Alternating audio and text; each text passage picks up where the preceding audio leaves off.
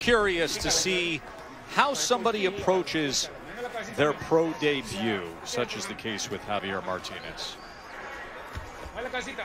Yeah, it can be a little nerve-wracking sometimes. It's just a whole different ball game. You know, in the amateurs, you fight with a vest on, different crowd, even though there's no crowd here tonight. It's just a different feel all the way around. It takes some time getting used to, but Javier Martinez is eager to get in here for his first pro fight, and he's known as having a guy who has a professional style, so I think he's going to be right at home. Tim, I'll take you all the way back to 2004 in your memories of a pro debut. Well, fellas, today's amateur boxers, you know, at the elite level, they take the headgear off now. So these amateurs, to me, are more suited now than we were, Dre, when we were coming up, when we were fighting with the headgears. So this is in unfamiliar territory for Martinez tonight. There you go.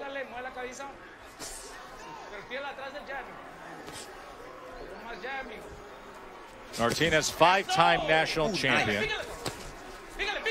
Comes in with that left hand there. But he was snubbed by Team USA, chosen as an alternate. So he decided to turn pro, signed a multi-year contract with Top Rank. Keep that head back. The right hook of Javier Martinez has bad intentions on it. He's landed it twice, flush on the chin of Burst, and Burst is taking well so far. Yeah, speaking of that right hook, I wonder if he's naturally right-handed, because that right hook did have a lot of steam on it, Dre. You know, and I haven't seen a lot of backhands, meaning left hands, from Martinez this round.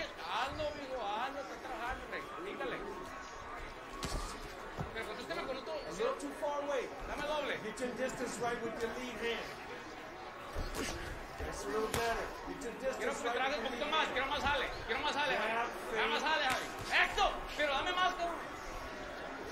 As you can see, Martinez doesn't use his jab that often. You know, he's still developing as a fighter, as a young fighter, pro debut right now, but, you know, he got to learn to use his jab.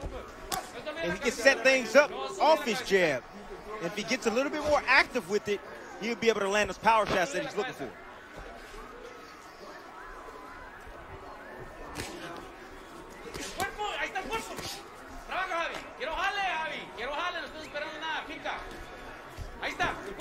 Another thing that I see from Martinez is he leans down in front. He drops his height, leans down in front, leaving himself available for an uppercut. Let's check in with Mark. He's from such a tough neighborhood, Martinez is. In Milwaukee, they call it Kilwaukee. I spoke to Kay Caroma, who often coached against him in the amateurs. He was really impressed. Southpaw, fights long, good power. The only thing on Team USA, didn't always connect with some of the coaches, so, you know, maybe his problem will be politics. And as we know, there's no such thing as politics in professional boxing, fellas. Yeah, sure. As we told you, he was a snub for the Olympics from Team USA. For his pro debut, you can hear in the corner, that is the voice of Edgar Sandoval. Bernardo. Yeah, Javier Capetillo, who has trained him since the Olympic trials, is not here because he tested positive for COVID-19 about a week ago. So they're working together for the first time, and Edgar Sandoval said, look, I need you to work more. You hurt him and you let him off the hook. Continue to work off the jab, but don't let him off the hook. He could have finished the fight in the first round. So interesting situation. He's trained by Capetillo, but Capetillo has tested positive for COVID 2 weeks ago. And his Vegas gym, where so many guys train, has been shut down in recent weeks. Watch your heads, guys. Watch your heads. Yeah, I thought Javier Martinez fought a great first professional round of his career. I thought he did a lot of great things, and I'm just a little surprised that Sandoval has as much urgency in his voice in between rounds. I'm not sure that was necessary. He wants somebody to have a knockout reel for his first professional fight, Dre. That's what he's looking for. He's looking for him to take out Burrs. Meanwhile, on the other side, Ryan Burrs has Mike Basil in his corner. He came to Vegas on his own. Didn't have any cornermen. Was offered a fight a couple weeks ago. Hasn't fought since September 1st of 2019. And he met Mike the other day in the MGM Grand Bubble.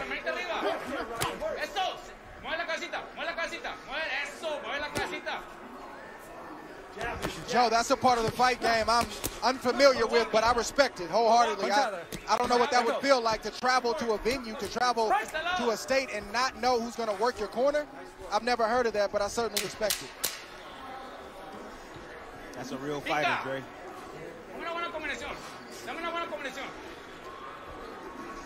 Talk to us about, but at 24 years old and everything he's accomplished as an amateur, he has been so far as he opens up this third round with a jab against Ryan Burrs.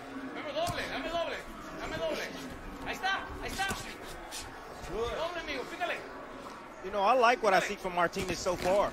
You know, he's a big middleweight, standing at 6'1", 6'2", if you ask him. Showing good power, great balance, good skills. Needs to get on his jab a little bit more. Throws well to the body.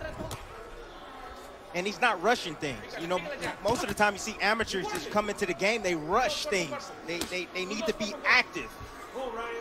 He's looking to play shots. Now jab. Don't let him walk towards you without anything in front of him. Cuerpo a cuerpo, Javi. A tu distancia. Right. El jab, Javi, no se me olvide el jab, mijo. El jab, el cabeceo, el jab de todos abrir ahí. Eso, pícale. That jab right there. You know, when it comes to boxing, it's not about, you know, what you see right now. It's about what you may see to become, you know, to come.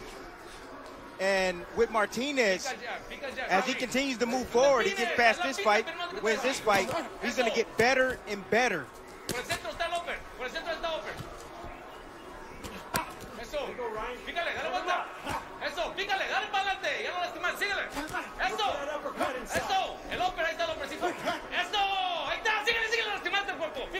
He hurt Burrs right there to the body.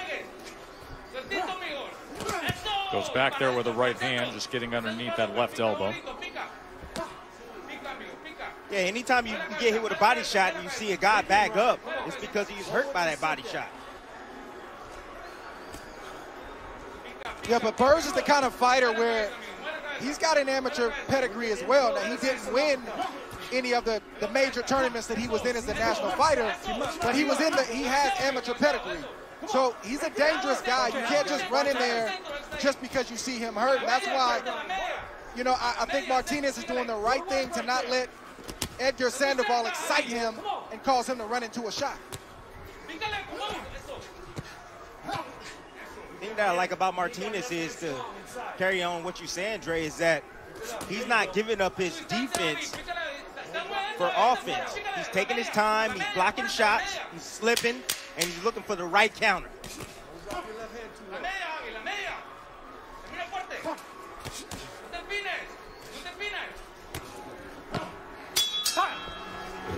Very last punch of that third round, Dre. Watch Javier Martinez here. Right when you thought the round was over, Javier Martinez landed his signature shot right there on the top of the head of Jonathan Burrs. Let's watch it again from this angle. He ducks down, takes a shot, boom, right on top of the head. And Burrs, being an experienced fighter as an amateur, he tried to walk it off and act like he wasn't hurt.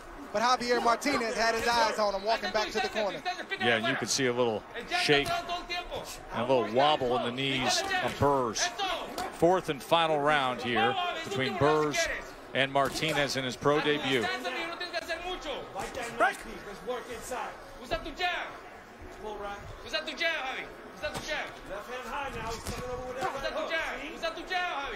You know, that right hook. Javier Martinez not giving in to, you know, the urges of Edgar Sandoval is showing me that he has not only experience, but he's savvy in that ring. He knows what he came to do.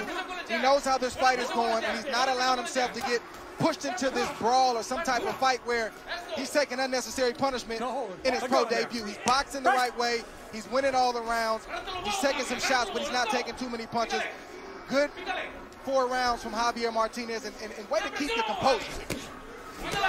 And Andre, you mentioned something earlier about the urgency from Edgar Sandoval for Martinez. He said, hey, I need you to keep the mid-range, but I need you to gut this out and go win this round. We need this round. On the other side, Mike Basil, totally calm with Ryan Burrs, said, look, continue to work the body, make him miss, and make him pay.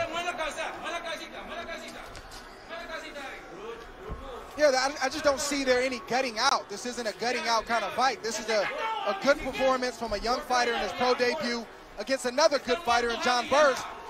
There's a skill difference here. There's levels to the game, and Martinez is more skilled than Burrs, but I just don't see why the urgency.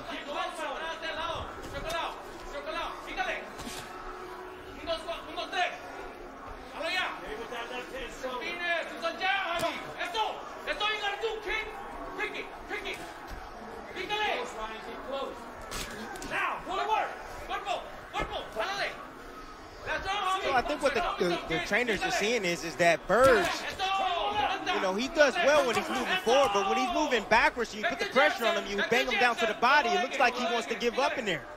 And the corner wants Martinez to pour it on him, trying to go for the knockout. Yeah, I understand that in theory, but in reality, I don't see the point of doing that.